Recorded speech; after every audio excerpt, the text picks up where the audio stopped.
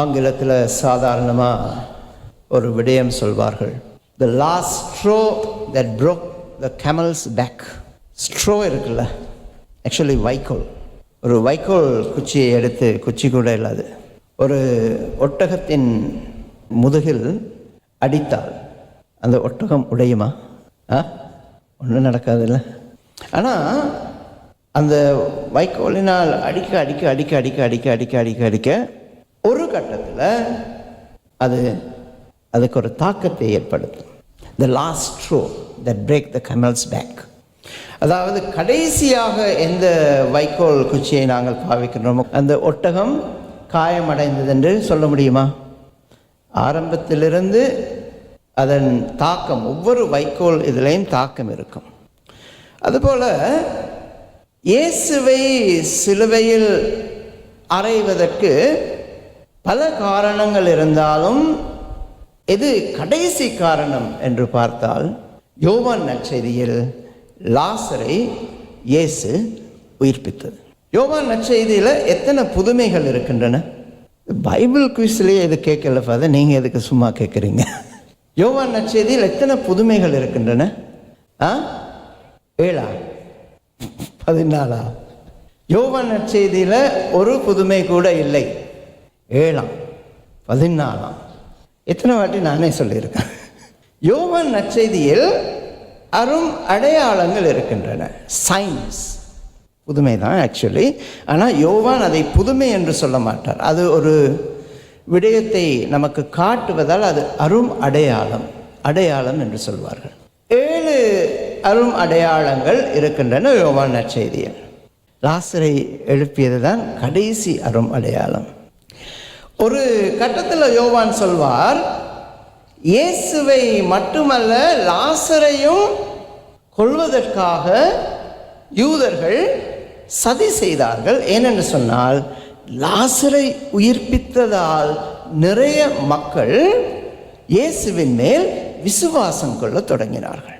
லாசரை உயிர்ப்பித்ததால் இயேசுவின் மேல் விசுவாசம் கொள்ள தொடங்கியதால் அந்த கடைசி அரும் அடையாளத்தை முன்னிட்டு இயேசுவை சிலுவையில் அறைய யூதர்கள் முடிவெடுக்கின்றார்கள்.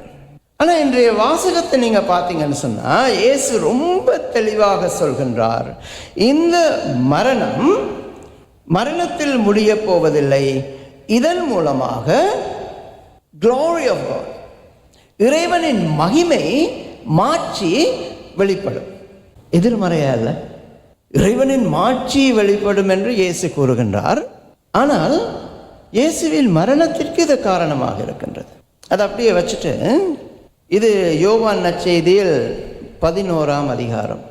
முழு அதிகாரமும் ஒரு அரும் அடையாளத்தை வைத்து யோவான் கொண்டு செல்கின்றார்.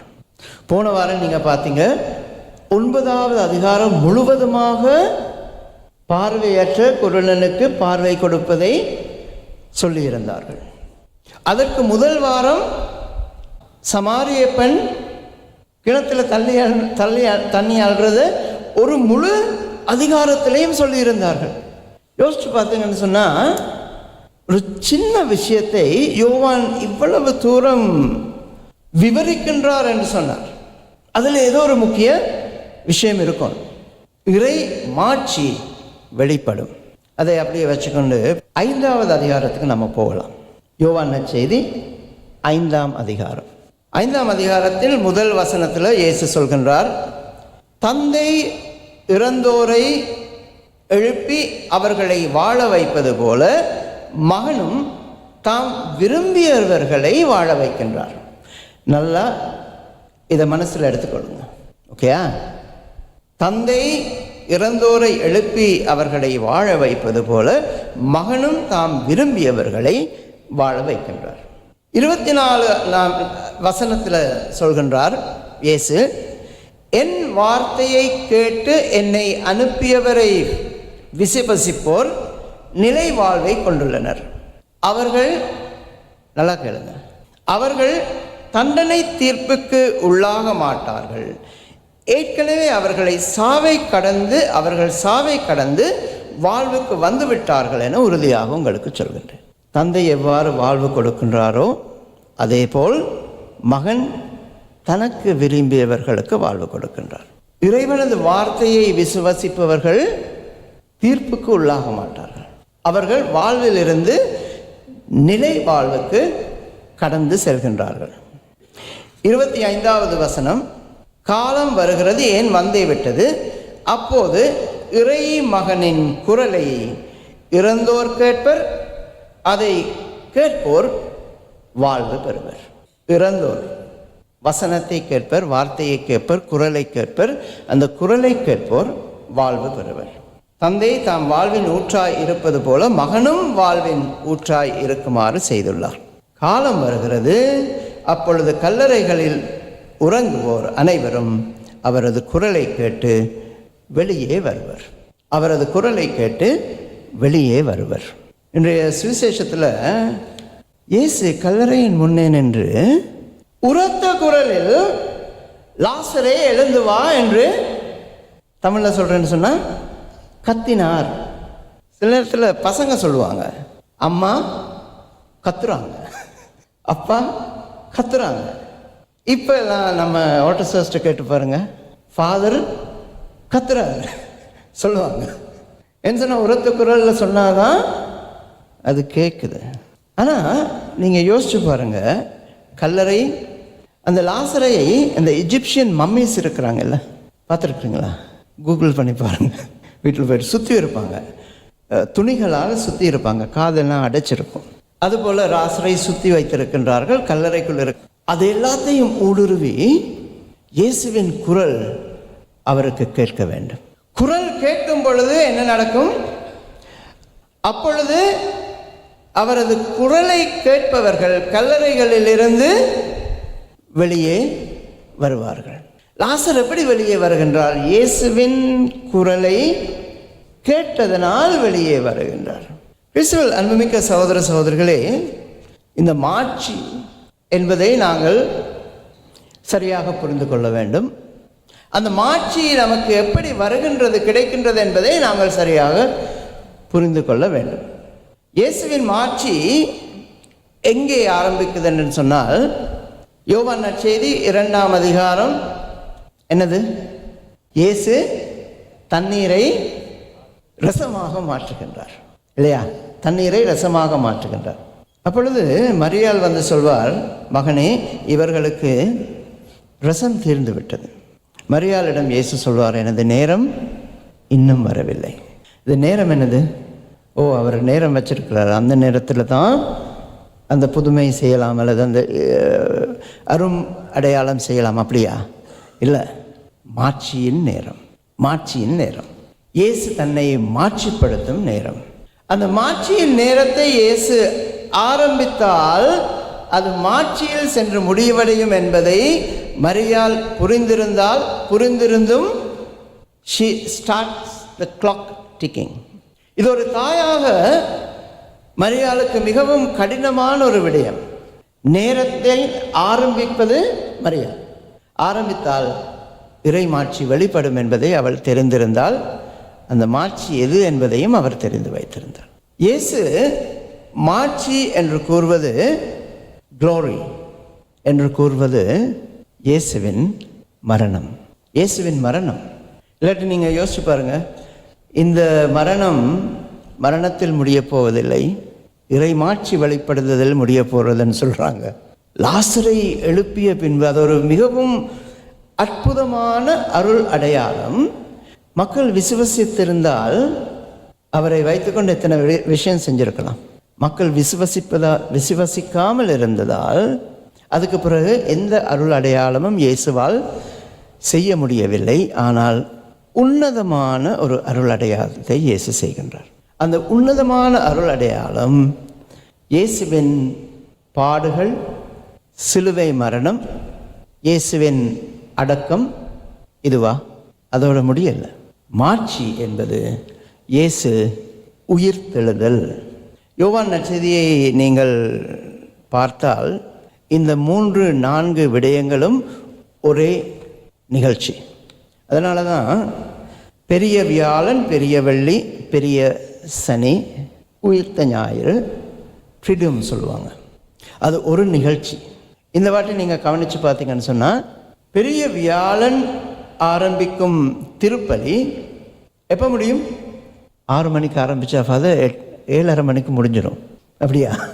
பெரிய வியாழன் ஆரம்பிக்கும் திருப்பலி பெரிய வெள்ளி தொடரும் சனிக்கிழமை இரவு அந்த திருப்பலியோடு முடியும். என்னன்னு சொன்னால், வியாழக்கிழமை தந்தை மகன் தூய ஆவியின் பேராலே ஆரம்பிப்பார்.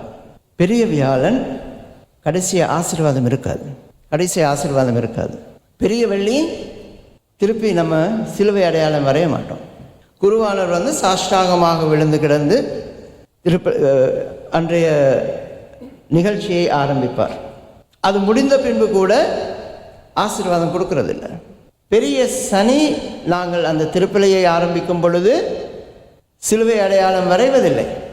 எல்லாம் முடிந்த பின்பு அந்த சிலுவை அடையாளம் வரை. மூன்றும் ஒரே நிகழ்ச்சி. யோவான் நற்செய்தியை பொறுத்தளவில் பாடுகள், மரணம், உயிர்ப்பு எல்லாமே ஒரே நிகழ்ச்சி. ஆகவே இயேசுவின் மாட்சி என்பது இயேசுவின் பாடுகள், இயேசுவின் மரணம், இயேசுவின் உயிர்ப்பு. இந்த மாட்சியை இயேசு யாருக்கு கொடுக்க போகின்றார்? இந்த மாட்சியை இயேசு யாருக்கு கொடுக்க போகின்றார்? இந்த யோவான் நற்செய்தியை பொறுத்தவரை 5ஆம் அதிகாரத்தில் நாம் வாசித்த இந்த வாசகங்கள், சின்ன சின்ன ஸ்னிப்பட்ஸ் திருப்பி பாருங்க. இயேசு சொல்கின்றார், தந்தை இறந்தோரை எழுப்பி அவர்களை வாழ வைப்பது போல மகனும் தாம் விரும்பியவர்களுக்கு. இயேசு யாரை விரும்புகின்றார்? இயேசு விரும்பும்படி நான் வாழ்கின்றேனா? இயேசு விரும்பும்படி எனது வாழ்வு இருக்கின்றதா? இயேசு யாரை விரும்ப வேண்டும்? இயேசு என்னை விரும்ப வேண்டும். இயேசு என்னை விரும்பினவராக நான் வாழ்ந்தால் நிச்சயமாக எனக்கு இயேசு வாழ்வு கொடுப்பார். இயேசு விரும்பியவனாக நான் வாழ வேண்டும். அதுக்கு பிறகு இது எனக்கு பிடிச்ச யோவான் நற்செய்தியில் பிடித்த பகுதி. அதுக்கு பிறகு இயேசு சொல்கின்றார், என் வார்த்தையை கேட்டு என்னை அனுப்பியவரை விசுவசிப்போர் நிலை வாழ்வை கொண்டுள்ளனர். அவர்கள் தண்டனை தீர்ப்புக்கு ஆளாக மாட்டார். எக்ஸாம் இல்லாமல் சர்டிஃபிகேட் கிடைச்சா எப்படி இருக்கும்? எக்ஸாம் இல்லாமல் சர்டிஃபிகேட் கிடைச்சா எப்படி இருக்கும்? நல்லா இருக்கும் இல்லையா? நாம் இறந்த பின்பு எல்லோருக்கும் தெரியும் இறுதி தீர்ப்பு இருக்குன்னு சொல்லி இல்லையா? நிறைய பேர் சாவதற்கு பயப்படுவதற்கு காரணம் என்ன? ஐயையோ தீர்ப்பு இருக்குதுல்ல, எல்லாத்தையும் படம் போட்டு ப்ரொஜெக்டர் போட்டு காட்டுவாங்க. அப்படி காட்டும் பொழுது நம்ம வண்டவாளங்கள் எல்லாம் தண்டவாளத்தில் போகும். இயேசு என்ன சொல்கின்றார்? எனது குரலை கேட்டு அதன்படி நீங்கள் நடந்தால் நீங்கள் எனக்கு பிடித்தவர்களாக இருப்பீர்கள். நீங்கள் இறுதி தீர்விற்கு போக வேண்டிய அவசியம் இருக்காது. அதுக்கு பிறகு இயேசு சொல்கின்றார், இறைமகனின் குரலை இறந்தோர் கேட்பர், அவர்கள் வாழ்வு பெறுவர். இப்போ யார் இறந்தோர்? 2ஆம் வாசகத்தில் ரொம்ப திட்ட தெளிவாக சொல்கிறாங்க. பாவம் செய்யும் பொழுது நாம் இறக்கின்றோம், குற்றங்கள் செய்யும் பொழுது நாங்கள் இறக்கின்றோம். ஆனால் இறை வார்த்தையை கேட்டு திருந்தி மீண்டும் நாம் வாழும் பொழுது நாங்கள் இயேசுவுக்குள் உயிர்க்கின்றோம். அந்த பழைய ஏற்பாட்டில் முதல் வாசகத்தில் சொல்லப்படுகின்றது, இறந்த எலும்புகளிலிருந்து உயிர் உள்ள மனிதர்களை உருவாக்க இறைவனால் முடியும் இல்லையா? அது உண்மையில் எலும்புகளிலிருந்து உயிருள்ள மனிதர்களை உருவாக்க இறைவனால் முடியும். அதே போல் சில வேளைகளில் நாங்கள் குற்றம் செய்யும் பொழுது, பாவம் செய்யும் பொழுது நம்மளும் எலும்பு கூட தான்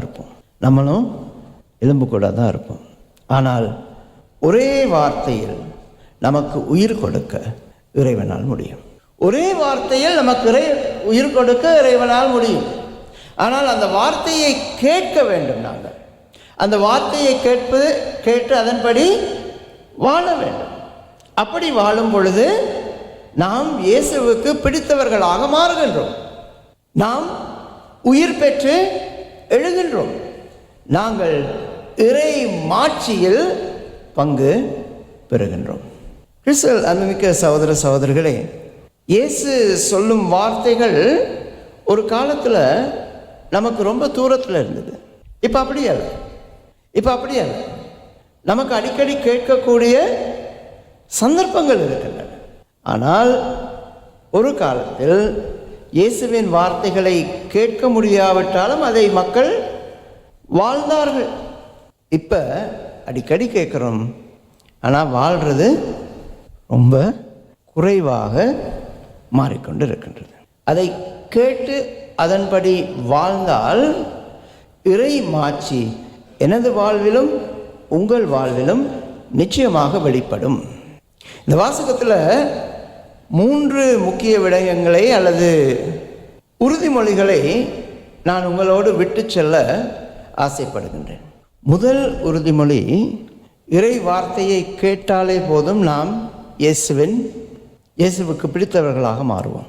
we become friends. இயேசு சொல்வார், நான் உங்களை சேவகர்கள் என்று அழைக்கவில்லை, நான் உங்களை நண்பர்கள் என்று அழைக்கின்றேன். மற்ற சமயங்களுக்கும் கிறிஸ்தவத்திற்கும் உள்ள அடிப்படை வித்தியாசம், இறைவன் நம்மை நண்பனாக கருதுகின்றார். இது இப்போ நடந்ததில்லை. ஆதி ஆமத்தில் இறைவன் ஆதாம் ஏவாளோடு அந்தியில் மாலை வேளையில் என்ன செய்கின்றார்? வாக் போகிறார் இல்லையா? இதை விட எப்படி நண்பராக இருக்க முடியும்? அதை நாங்கள் பாவத்தால் தொலைத்து விட்டோம். முதலாவதாக இறைவன் நண்பனாக இருக்க வேண்டும் என்று சொன்னால் இறை வார்த்தையை நாங்கள் கேட்க வேண்டும். இறை வார்த்தையை கேட்டு அதன்படி நாங்கள் வாழ்ந்தால் தண்டனை தீர்ப்புக்கு உள்ளாகாமல் we will bypass. பாஸ்கா என்பது பைபாஸ், நாம் கடந்து செல்கின்றோம். மூன்றாவதாக இறை வார்த்தையை நாங்கள் கேட்கும் பொழுது இப்பொழுதே இறை மாட்சிமையை நாங்கள் உணர்ந்து கொள்கின்றோம். இதை புரிந்து கொள்வதற்கு அன்றாடம் நாங்கள் இறை வார்த்தையை கேட்க வேண்டும், அந்த இறை வார்த்தையில் நாங்கள் வாழ வேண்டும். அந்த இறை வார்த்தையில் விசுவாசம் கொண்டால் நமது வாழ்வு இறை மாட்சியை மற்றவர்களுக்கு வெளிப்படுத்தும் வாழ்வாக இருக்கும். அந்த வரத்தை இன்றைய திருப்பலி வேளையிலே நாங்கள் வேண்டி மன்றாடுவோம். தந்தை, மகன், தூய ஆவியாரின் பெயராலே ஆமென்.